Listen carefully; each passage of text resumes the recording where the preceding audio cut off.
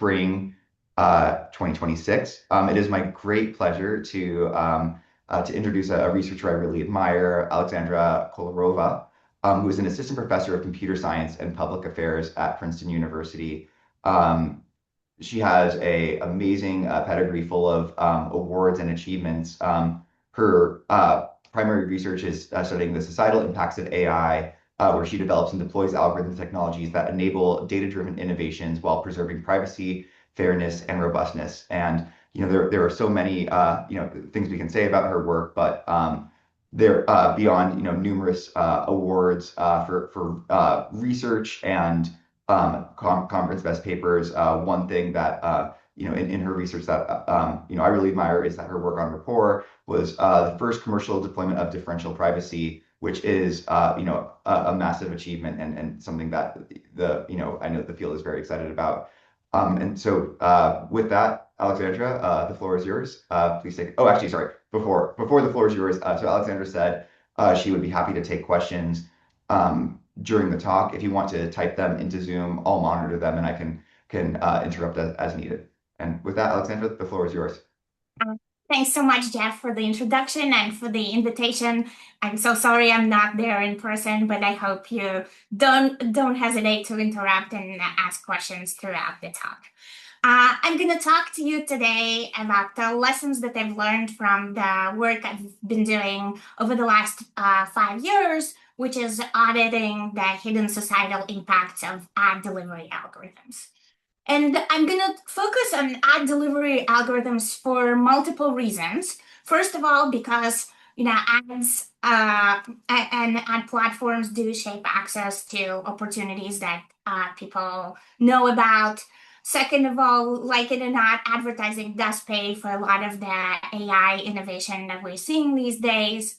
Thirdly, ad delivery is very similar. The algorithms and the machine learning behind it are very similar to the algorithms and machine learning behind social recommendations and feed rankings and so on. And so much like those rankings where it's in an area where there may be potential conflict between individual, societal, and business goals, and therefore is important to study, I will use ad delivery as this window into this broader set of algorithms that are shaping what individuals see online. And finally, ad delivery has been an area that has had some regulation already. And so this is a good opportunity to look at that regulation and see what kind of impacts it had and didn't have. And what I'm going to do today in this focus on ad delivery, I'm really going to focus on black box auditing. So auditing that tries to understand these algorithms and their impacts on individuals and society without any special access to them. So without access to data, code, or company collaboration. And what I hope is going to become clear from that is two things. One is that sometimes it's possible to audit algorithms even when you don't have any real access to them. But secondly, that those techniques currently are quite limited. And from the challenges that we've encountered in our work, I think we can raise a lot of open questions and new technical directions for paradigms that we should think about when we think about algorithmic auditing more broadly, and also paradigms that policymakers should be advocating for. So with that, what is ad delivery that I'm going to audit? So as probably most of you know, at this point, advertising online is really a two-phase process. The advertisers specify what kind of people they would like to reach and upload an ad creative, which is, let's say, a picture or a video or text about what they're trying to advertise. And then they specify what kind of budget they have available to spend on this ad. And really, the rest happens on the basis of algorithms. So there are many more advertisers that are trying to reach consumers than consumers have time and interest to see. And so, what platforms like that Facebook, but also Google and others do is they run this matching algorithm that decides really which consumers are going to see which ads from the many ads that are targeting them. An algorithm is actually slightly a misnomer because really what this is a very complex machine learning system that includes several machine learning subcomponents. So in particular, what happens is as part of this, Facebook decides how to bid on each individual ad on the advertiser's behalf. It decides how to select a winning advertiser among the many advertisers that are bidding to show their ad to this particular person based on machine learning learned signals such as ad quality and ad relevance. And then it also determines what price to charge the advertiser also using a machine learning system. And what's interesting about this is that even though this is the algorithm, the system that's driving so much of the internet, very little is actually known publicly about it. And specifically, I can summarize everything that is known publicly about it in literally one slide with 20 words. And we know that the ad that wins an auction and gets shown is the one with the highest total value, which is a combination of three major factors: bid, estimated action rates, and user value. And so the formula for this total value is bid times the estimated action rate plus the user. And it's quite misleading because it seems like, oh, it's such a simple formula, but actually it's combining these three complex machine learning systems, and it's not clear exactly how it's combining them, other than this like high level description. And what's also interesting is that even though advertising on Facebook began as they're unique in giving the advertisers the ability to target, now they have completely moved towards let's have our machine learning figure it out. So really what Facebook says to the advertisers right now is to trust their machine learning. It says in every parameter that the advertiser can choose, actually what happens is when you do it manually, it's hard for you to control, and machine learning can help you do it better and adapt better to your needs. So that what that says to me is that really this algorithm, this algorithmic system, is really driving who gets to see which ads in today's world. Right? And of course, it's not surprising that a platform like a multi-sided platform like Facebook has to balance several perhaps conflicting objectives, right? They need to keep the users happy. They need to keep the advertisers happy. They also need to keep in mind their own long-term business interest. And moreover, in addition to all of these objectives being possibly conflicting, these machine learning systems are running on very imperfect data that has a lot of the biases potentially encoded in them. So for more than a decade, it has been hypothesized that such a setup is likely to lead to undesirable societal outcomes such as discrimination.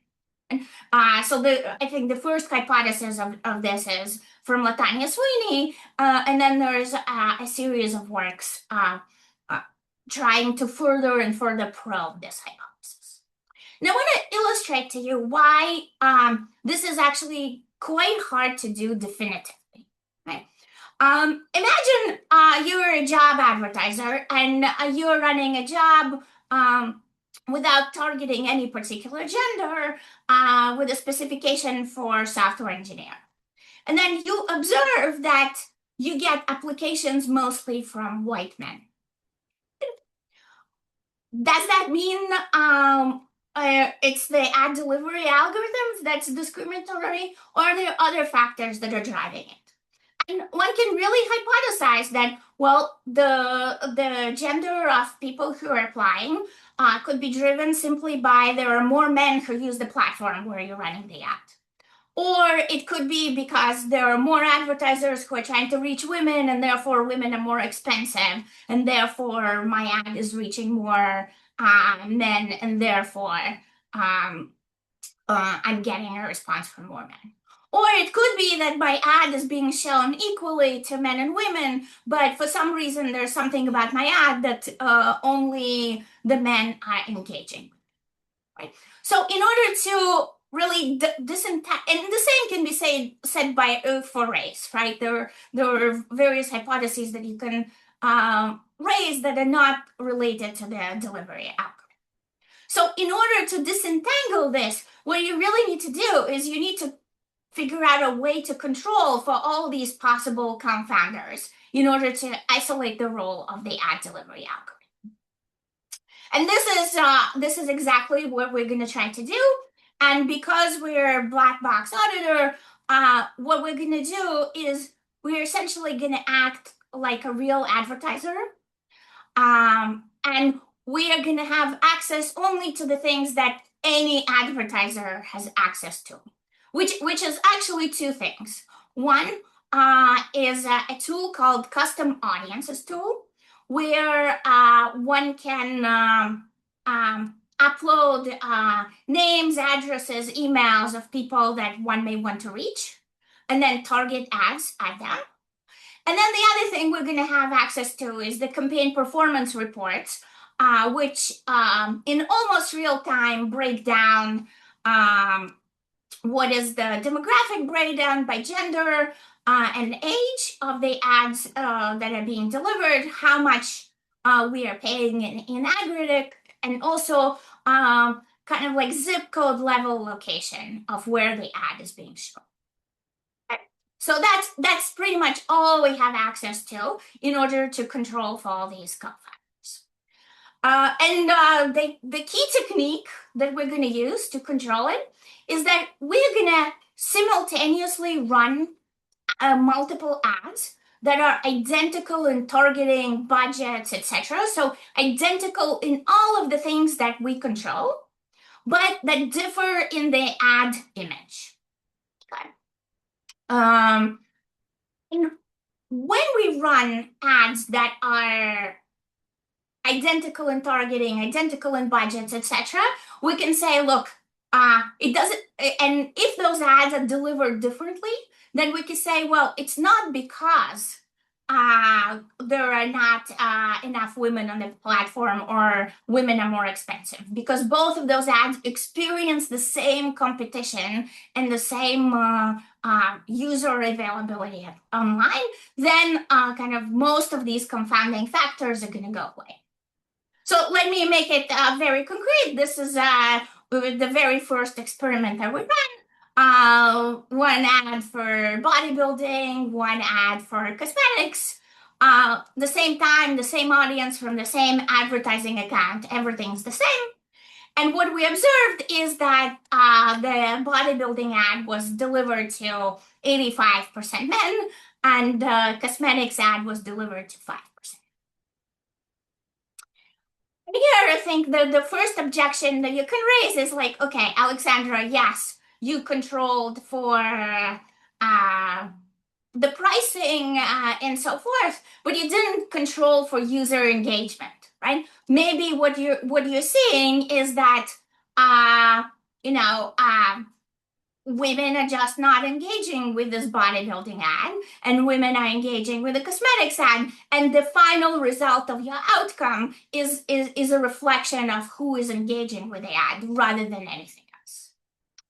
And to control for this kind of argument, what we do is we really observe at a very fine granularity in time whether the skew begins at the very beginning of the ad or whether it appears and gradually grows later. And indeed, when looking at this at 15-minute intervals, what ends up happening is that the skew in gender and delivery begins very early on and essentially stays constant throughout the entire day that these two ads are being shown. And even here, you can still say, look, yes, but maybe there are so many users, maybe in 15 minutes, right? Facebook can learn so much from the feedback that they're getting from the users that, it's still the feedback from the users that's driving this disparity. And for that, we had another idea. And the idea was the following. We said, well, let's make images that look identical to humans, but look different to the machine learning or to the AI that is likely analyzing these images. Excuse me. And the way we did that is there's something called the alpha channel in images that encodes the transparency of each pixel. And so what one can do is one can leave the image in place, but make it 98% transparent. So to the individuals, it looks like essentially white square.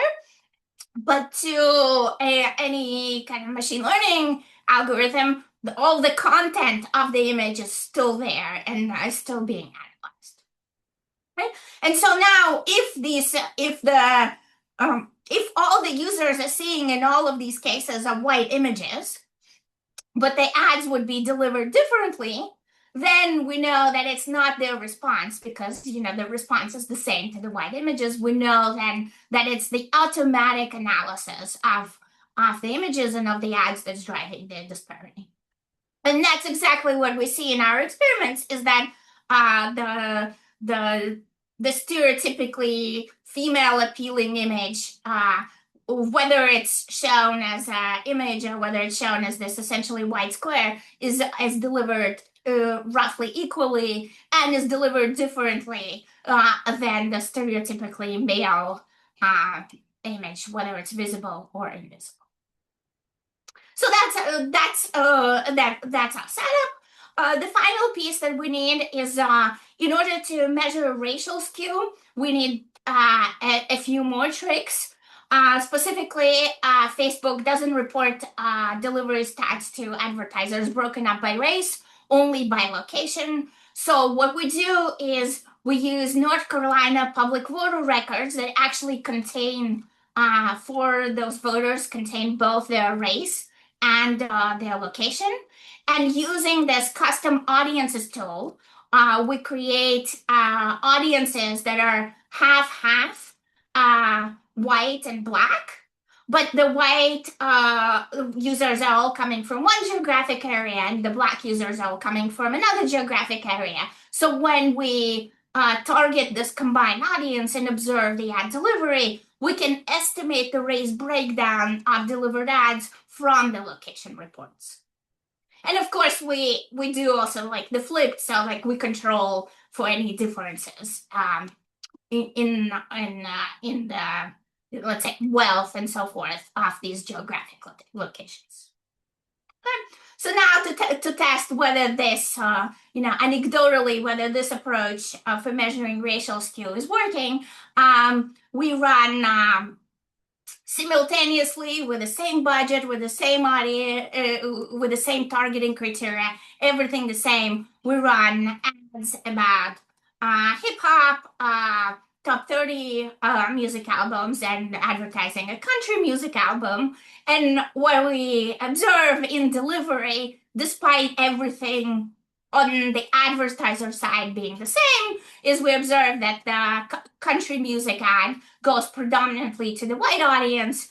The hip hop music ad goes predominantly to the Black users in our audience, and this top 30 album is almost equally split. And so that's how we know that both our measurement is working, but also that uh, the delivery algorithm is really playing a role in who gets to see which app.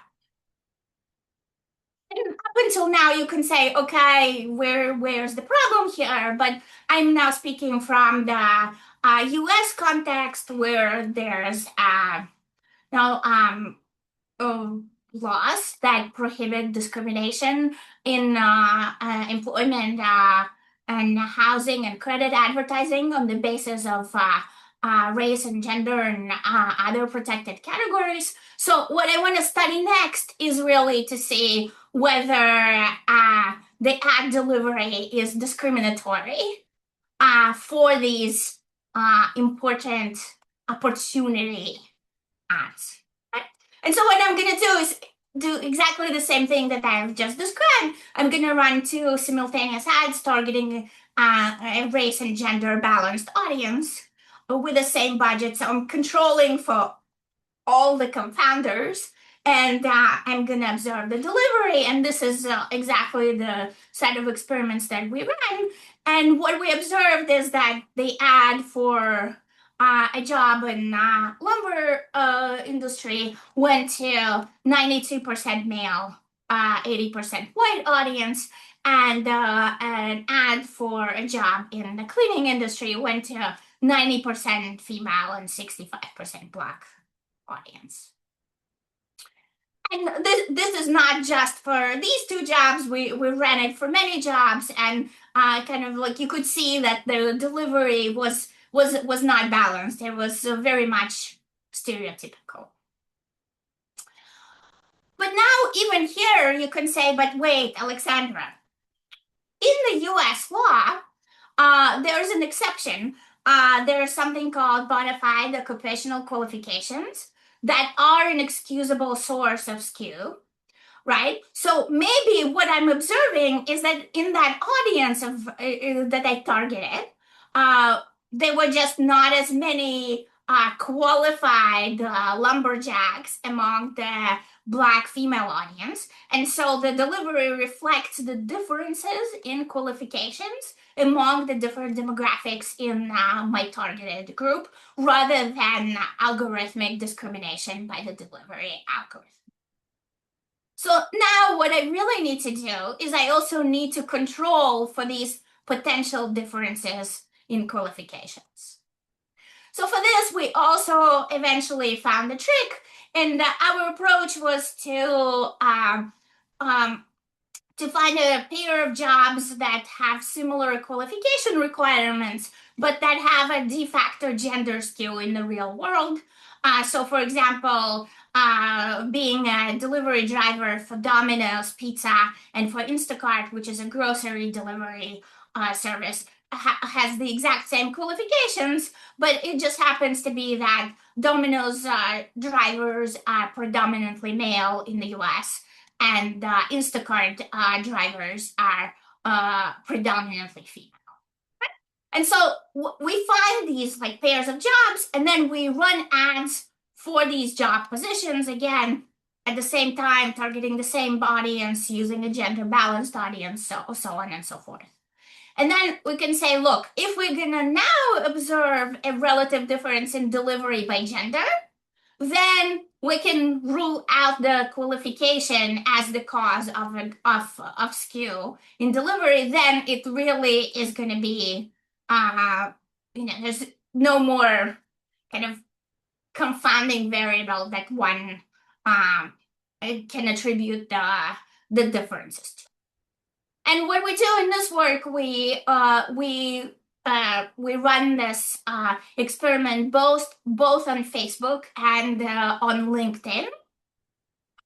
And what we observe is that indeed on Facebook, the delivery is skewed according to the de facto employment by these companies. So even though the targeting, the ads, everything's pretty much the same, the qualifications are the same.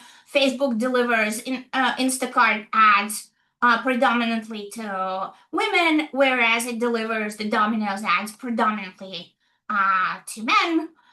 Whereas there is no such difference that we find on LinkedIn. And again, this is not an artifact of just like these two jobs. We also repeat this for software engineering jobs and for sales jobs. And again, we see that in Facebook's case, there is a disparity in delivery by gender, but we don't observe the same disparity in LinkedIn. You may want to ask, okay, gender, got it. What about race? It's actually, in principle, right? This approach could work also for race, but it's hard to do because it's very difficult to find the data needed to run this experiment for race. So we're only able to do it for.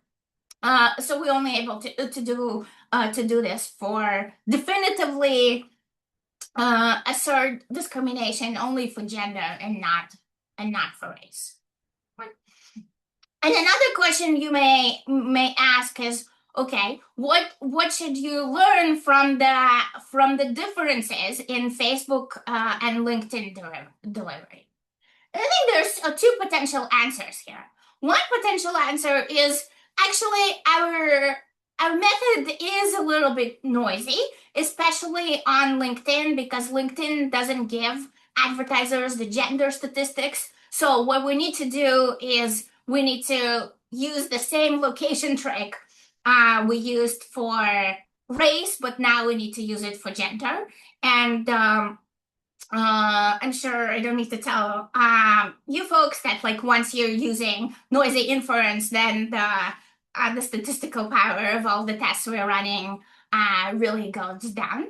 So maybe it's just our method is too noisy to pick up on potential discrimination on LinkedIn, even if it's happening. Or another interpretation of this is to say, look, it's possible to do that ad delivery without discrimination, without introducing this skew. That it's possible. LinkedIn is showing us that it is possible. And how to resolve the tension of which one of these it is. This is now kind of the question of like, how do you do that? What do you need in order to do that? And I'm not going to tell you the details of other studies that we've ran, but essentially you could use similar techniques, right, and similar ideas to study political ad delivery. And what we found there is that political ad delivery, at least at the time that we ran the study, was very much echo chamber-like. So the ads were delivered mostly to users whose political views had already aligned with the position of the candidate being advertised, and it was more expensive for campaigns to reach people who didn't already agree with that. And then we also did this for education ad delivery, because education is another area that's protected by U.S. law, and a big category of advertising actually on Facebook. And what we found is that also for education, there's discriminatory delivery. So, for example, ads for public universities are delivered to more white users than ads for for-profit universities. Right? And in this case, we try to equalize the opportunities in terms of programs and so on. So really, one could say that the less advantageous opportunities are shown more to Black users than to white users. this has been a series of work that we worked on for 5 years, and again, it started with a hypothesis back in 2013, right? And so, even though we were able to, through these series of work, to prove that the algorithmic delivery plays a non-trivial role in discrimination and job education, or education and housing space, and that there's echo chamber like properties in political ad delivery, this was actually quite difficult, right? So first of all, this was very, creativity intensive, like expensive, not easily generalizable, right? We had to come up with like these very specific uh, pairs of things to compare together and so forth, right? Secondly, it required these rich data sources containing private information, such as North Carolina voter records. And it was very much at the whim of the platform. At any time, we could have been banned by Facebook or by LinkedIn, and said you cannot run these kinds of studies. So one lesson that I take away from this experience for kind of like looking towards what would meaningful oversight of such algorithms look like is that we need ways to be able to isolate the effect of ad delivery um, without these like creative tricks and you know uh, data, creativity, etc. Right? And I think one approach towards doing that would be through really interactive access rather than merely observational access of what is happening on the platforms. And when I say interactive access, you can think about all these platforms themselves, right? They're running all the time. They're running these kinds of A/B tests where they're tweaking something a little bit and they're seeing the effect of this. And I think perhaps here for this kind of oversight, we really need the ability to be able to tweak something and observe after this tweak, rather than have to come up with tricks. And of course, this is a big request, right? And with typical platforms objections to this kind of request is to aim to protect their business interests and also aim to protect user privacy. And so, on this basis, the current status quo is that to the extent that anybody is evaluating these algorithms, it's done by the platforms themselves through internal impact assessments. And I really want to advocate that we need an auditing approach that protects privacy yet enables these kinds of A/B testing like experimentations. And in a work that I won't have time to talk about, because it's also limited to very specific use case, we propose an approach where one can study. Where one can have this approach for platform supported auditing, where one can do pairwise comparisons while preserving a strong notion of privacy, which is differential privacy. And I think that, okay, this work is a good first step, but in general, if we think about technical and policy solutions, there's really a big open question as to what is the paradigm that enables us to run auditing that can make causal inferences rather than really observational inferences while protecting privacy and the company's business interests. Let me switch gears just a tiny bit and now talk about what I've learned from the regulation of the space. So in part thanks to our work and thanks to works of many people who've been working in the space, the U.S. Department of Justice, and also not just academics, but also really investigative journalists and civil rights advocates, um, as kind of like a culmination of this more than 10-year effort by various stakeholders, the US Department of Justice reached a settlement with Facebook, now Meta, for housing ad delivery in 2022. And this was the first settlement that attempted to mitigate the discriminatory effects of algorithms. Right? And the settlement was restricted only to the delivery of housing ads, but Meta voluntarily committed to also apply any changes that they implement as part of this settlement to also employment and credit ads.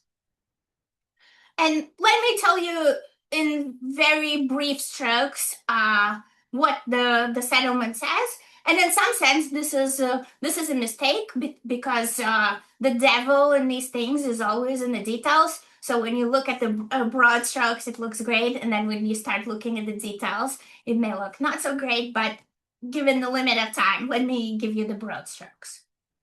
Okay. Here's what the settlement promised, and what Meta promised as part of the settlement. They promised that they will reduce the variance in housing ad delivery for race and gender. And they defined variance as the difference in the demographic distribution between an ad's eligible audience, so the audience that is chosen by the advertiser, and the ad's actual audience, so the audience chosen by Meta's algorithms. So the goal is to reduce variance, not eliminate, but reduce. And the way they said that this will be a satisfactory reduction is based on a set of compliance metrics that the Department of Justice and Meta agrees with. And they said, okay, for a certain number of ads, the variance should be below a certain threshold. So, for example, for ads that receive more than 300 impressions, for 90% of those ads, the variance for gender should be less than 10%. Right? And similarly, for, let's say, ads that received more than 300 impressions, for 80% of those ads, the variance by race should be less than 10%.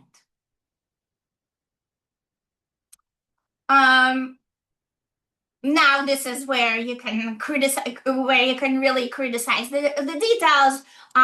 You can say, like, look, actually variance is focused on impressions and not individuals. So delivering an ad to 10 unique men and to one woman 100 times achieves zero variance by gender, but this is actually not the outcome we want. And also we can criticize that coverage is focused on the percentage of ads that meet these thresholds, not the reach. So you can exclude the ads with the largest reach from this mitigation and only focus on the ads with low reach, and then still achieve the goals of coverage without really, having the desired impact on the outcomes of who sees the ads.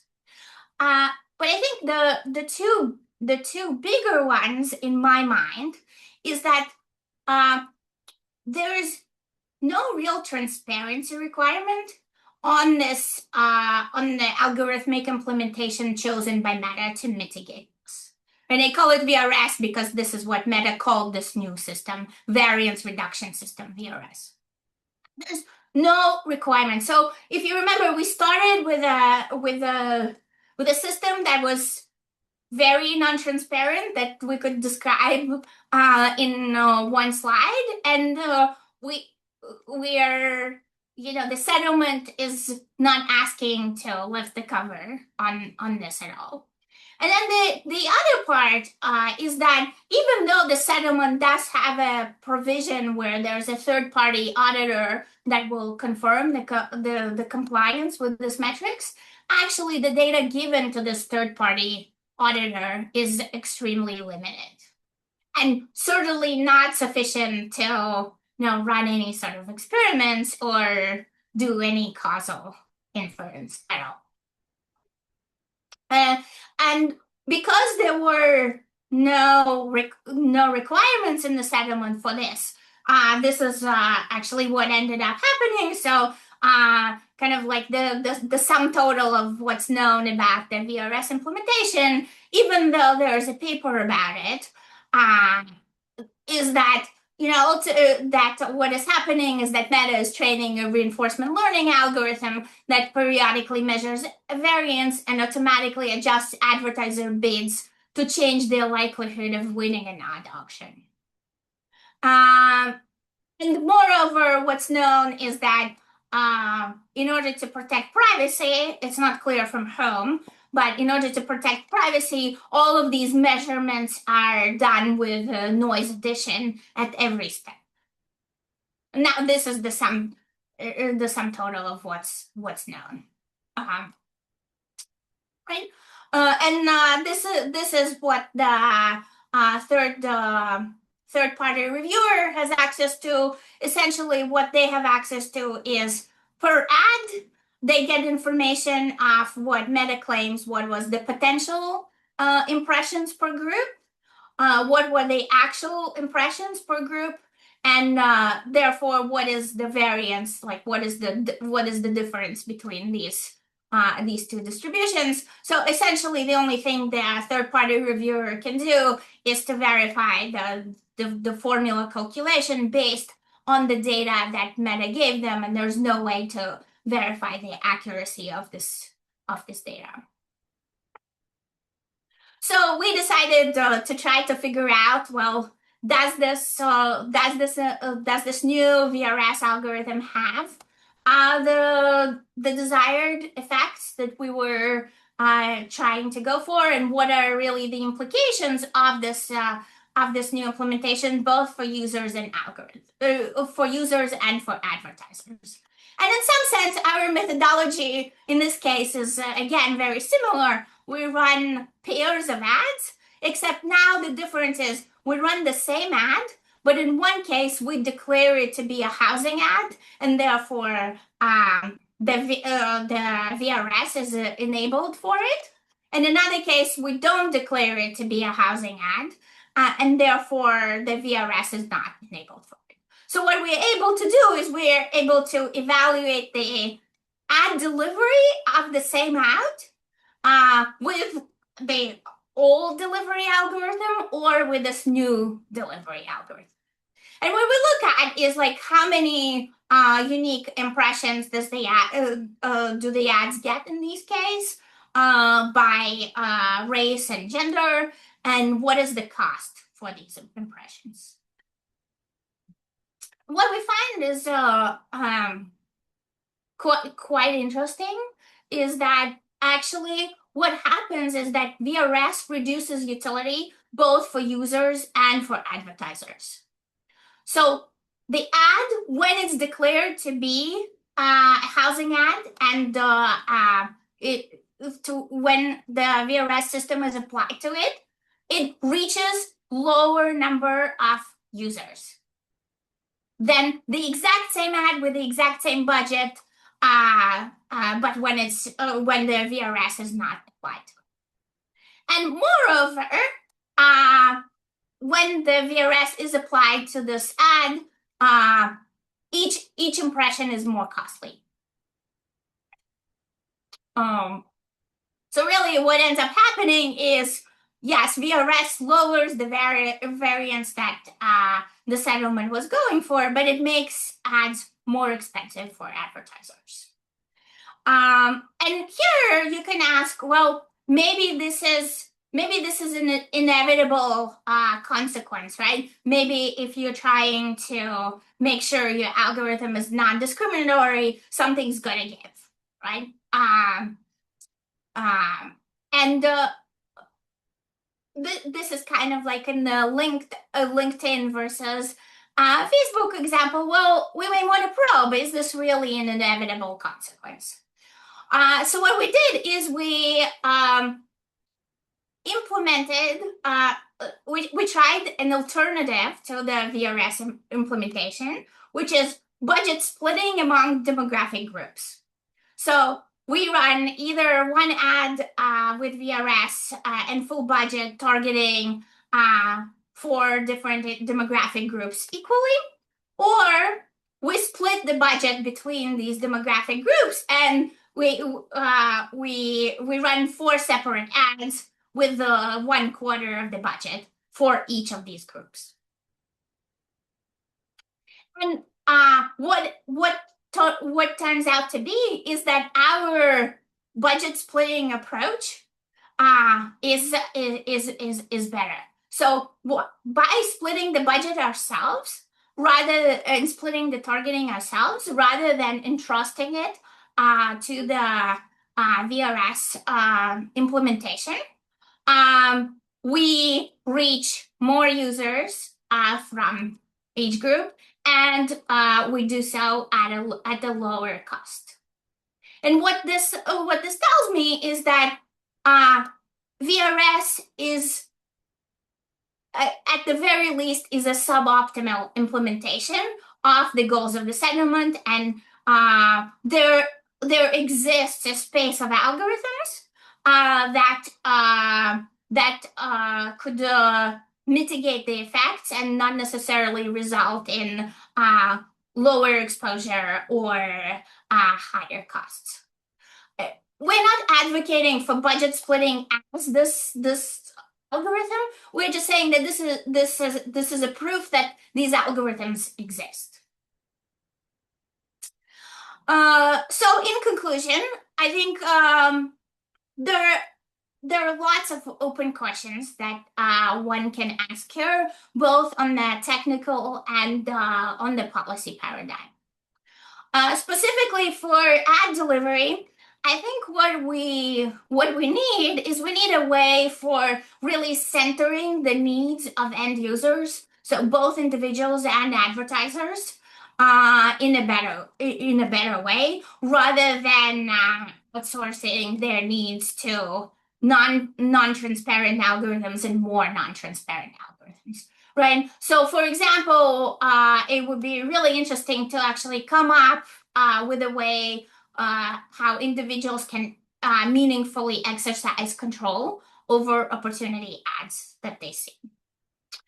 So that's specific to ad delivery, right?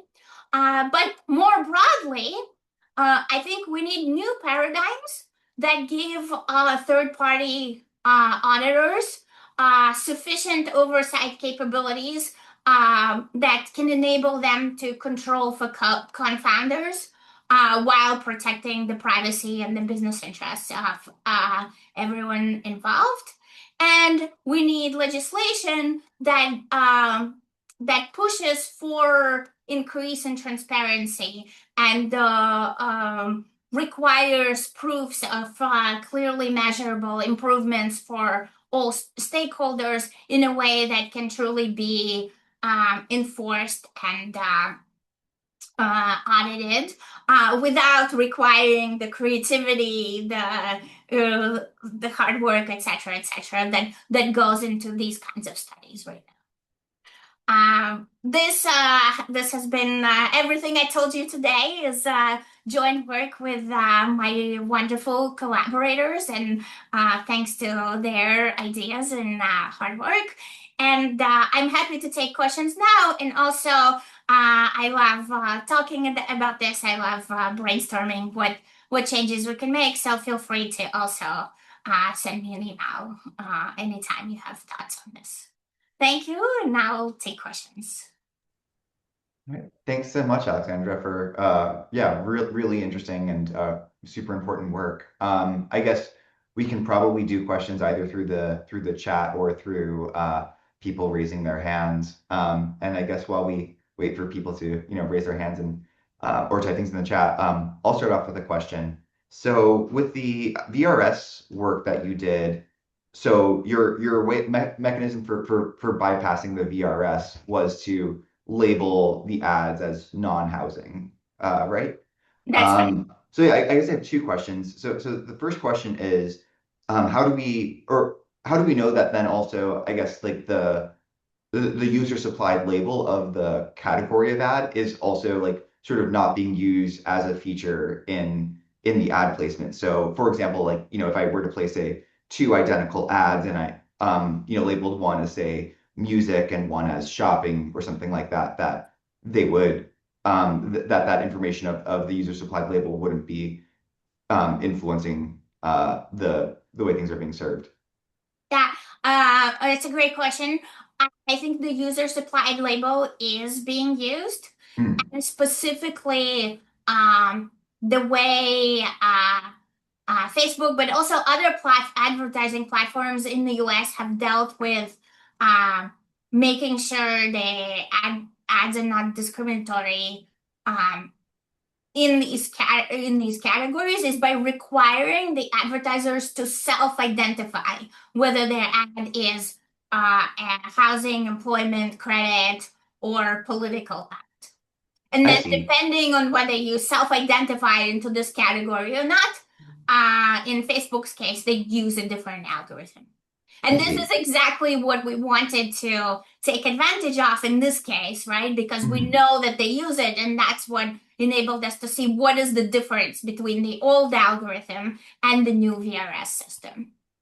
I guess that would there also be then, if I'm an advertiser and I know that, right, if I label this ad as a housing ad, that it will, go through this VRS versus if I were to label it not as a housing ad, then it wouldn't go through this VRS. It would likely be more discriminatory, but that could lead to, say, better profits for myself. Like, are there regulations? Because I would be incentivized, if I'm trying to maximize profit by mislabeling my advertisement so it gets around the protections. Is there are there safeguards against that, or is that just a glaring hole in the system? Um, so I think the safeguards are twofold. I think Facebook themselves are also running a classifier to detect whether you misclassify yourself as an ad. So that's one protection. Another protection is, there is legal deterrent, right? You're as an advertiser, if your ad is a housing ad and you say that it's not a housing ad, then no, you could be found legally liable. And the third thing is actually the fact that, it may be advantageous to the advertiser financially um, to not say that they're a housing ad is not something that's widely known, right? In order to Mm-hmm. do that, right, you had to run these carefully crafted experiments. And I would hypothesize that most advertisers don't have the time and the energy to be running these kinds of experiments. Yeah, fair enough. Thank you. Other questions from the audience? Marie, yeah, you're raising your hand. Hi, thank you so much. That was a very interesting talk, and I think it's really important work. And so, thank you so much for taking the time to present to us. I have many questions, but one is, and this is really naive, this is not a world that I work in at all, and I don't have a Facebook account. So, also, I'm very clueless. Uh, but how do they know, for example, in your example that you had the Domino's ad versus the shopping, I Instacart. can't, yeah. How does Facebook knows that most of their employee for Domino's is men and most of the employees for the other ad is female? Like this was not obvious to me. The f images were not as striking as the other example that you gave. I would Yeah, have not have guessed that gender imbalance. yeah. Well, I mean, Facebook has been collecting data on people and companies um, through all possible means for the last 2 decades, right? And so they used to buy data from data brokers. They used to have pixels that sent information to Facebook on pretty much every website on the internet. So it's not inconceivable that, Okay. you know, maybe they don't know it explicitly, right? But it's not inconceivable that they are, machine learning systems trained essentially on all of the data they have ever been able to collect, that it knows this kind of thing implicitly. Okay. So it's just like it's extracted from all of the data that it has collected over the Yes, years. yes, yes. And again, maybe it's not explicitly extracted. I don't think they have a table that says, "Oh, Instacart this, Domino's that." But implicitly, it's the thing that their machine learning system has learned. Okay. Interesting and terrifying. But does that mean that for smaller businesses, for example, there might be less problems because there might be less Um, information? yeah, I think that is a plausible hypothesis. Yes, Okay. that's a plausible hypothesis. The other thing, since no one's asking another question, I'll ask another question. The other thing is you showed kind of the list of items that the advertiser could choose, and there was like like zip code and gender, but there was also names, so people can target specific people. Yes, yes. Yes. So you can upload the list of email addresses of people who you want to target. And as long as this list is sufficiently big, you can run an ad targeting these people. Or you can upload the list of like names and their physical addresses. And again, as long as this list is sufficiently big, you can target these people. And that's not illegal. It feels very, I don't know, it feels wrong. That is not illegal. That is the business model. Wow, okay. Cool. Thank you. All right, we maybe have time for one more very quick question.